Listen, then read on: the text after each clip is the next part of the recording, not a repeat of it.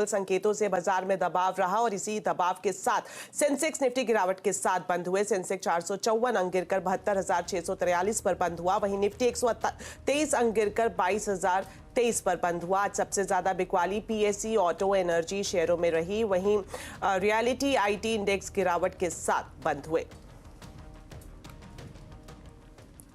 Elixir equities के director दीपन Mehta का कहना है कि बाजार की हलचल में निवेशक एसआईपी के जरिए निवेश कर सकते हैं और मार्केट गिरने पर खरीदारी कर सकते हैं। देखिए, आई थिंक अगर एसआईपी कर रहे हैं तो डेफिनेटली एसआईपी आपको चालू रखनी चाहिए, क्योंकि एसआईपी की कॉन्सेप्ट ही ये है कि जब करेक्शन में आप निवेश करेंगे तभी आपको अच्छे रिटर्न मिल सकते हैं। तो definitely there is no question about that.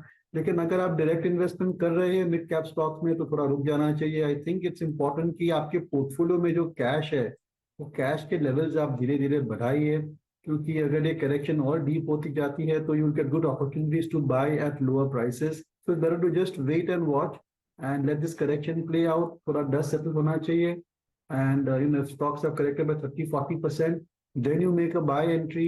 That will be certainly a better strategy और अच्छे रिटर्न बाद में मिल सकते हैं।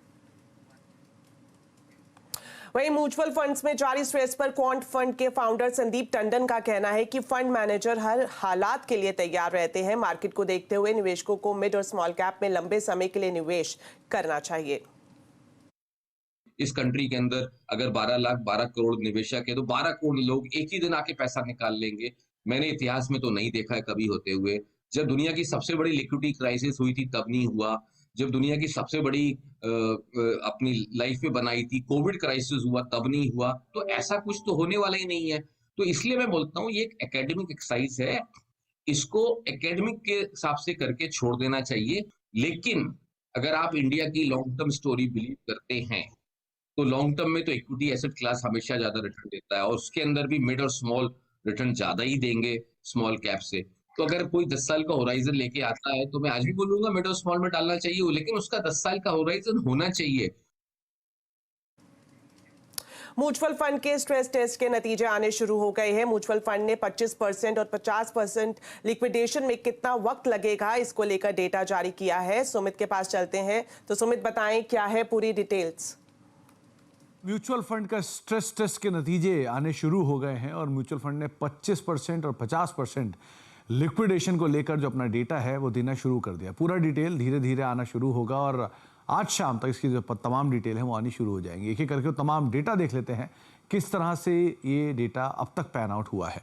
तो स्ट्रेस टेस्ट का जो डेटा है वो अब आना शुरू हो चुका है। 25% और 50%, यानी कि किसी भी फंड को अगर लिक्विडेशन में जाना है तो 25 और 50% तक का जो डेटा है वो कितने कितने समय में हो सकता है, ये डेटा देना शुरू हो गए हैं और आज शाम तक पूरी डिटेल आते हुए दिखाई पड़ेगी। यानी कि एक म्यूचुअल फंड को अगर लिक्विडेशन में जाना है तो पहले एक क्वार्टर या 50, क्योंकि पूरी तरह से तो कभी लिक्विडेशन होता नहीं आमतौर पर, तो इसीलिए 25 और 50% का लिक्विडेशन वैलिड मान के इसका डेटा बनाया जा रहा है। औसत से 3 गुना ज़्यादा वॉल्यूम म्यूचुअल फंड्स का एक जो है वो स्ट्रेस टेस्ट में यूज़ किया जा रहा है, ताकि अगर if in case sell off आए तो एवरेज से ज़्यादा वॉल्यूम के साथ सेल ऑफ आता है तो इसको कैसे वहाँ पर एब्जॉर्ब किया जाएगा। कुछ नंबर आपकी स्क्रीन पर है। सबसे पहले ईडलवाइज 5,066 करोड़ रुपए के आसपास का एयूएम है।